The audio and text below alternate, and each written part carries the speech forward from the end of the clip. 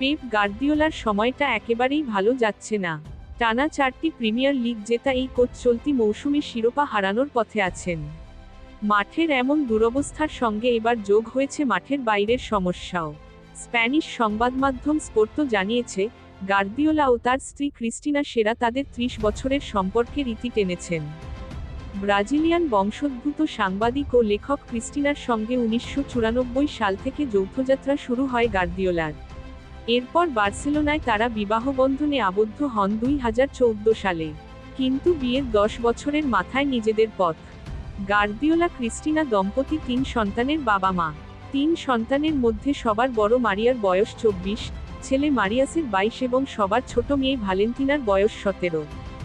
জানা গেছে, ছোট মেয়ে ভালেন্তিনাকে নিয়ে পারিবারিক ফ্যাশন কোম্পানিকে সাহায্য করার জন্য 5 বছর আগে বার্সেলোনায় ফিরে যান ক্রিস্টিনা। আর ম্যানচেস্টার সিটির দায়িত্ব পালন করা গার্দিওলা থেকে যান ম্যানচেস্টারেই। ফলে সর্বশেষ 5 বছর মূলত আলাদাই থেকেছেন তারা। তবে একই দেশে না থাকলেও বিভিন্ন সময় একসঙ্গে দেখা গেছে তাদের। পাশাপাশি স্ত্রীকে সময় দিতে নিয়মিত বিরতিতে ছুটি কাটাতে বার্সেলোনা ভ্রমণে যেতেন গার্দিওলাও। তবে সেই দিনও অবশ্য গত হতে যাচ্ছে। এবার তো পাকাপাকিভাবে আলাদা হওয়ার সিদ্ধান্তই নিয়ে নিলেন তারা। স্পোর্তো জানিয়েছে, নিজেদের দাম্পত্যে রীতি টানার সিদ্ধান্ত গার্দিওলা ও ক্রিস্টিনা নিয়েছেন গত ডিসেম্বরে। তাদের নিজস্ব বলয়ের অল্প কিছু মানুষই শুধু এই বিচ্ছেদ সম্পর্ক জানতেন। তবে সেই বিশ্বস্ত বন্ধু ও পরিবারের সদস্যরা খবরটি বাইরে প্রকাশ না করার অনুরোধও জানান এই দুজন। এর আগে 2023 সালের জুনে চ্যাম্পিয়ন্স লিগে ইন্টার মিলানকে হারিয়ে ম্যানচেস্টার সিটির ঐতিহাসিক ট্রেবল জেতার সময়ও ইস্তাম্বুলে গার্দিওলার সঙ্গে উপস্থিত ছিলেন ক্রিস্টিনা।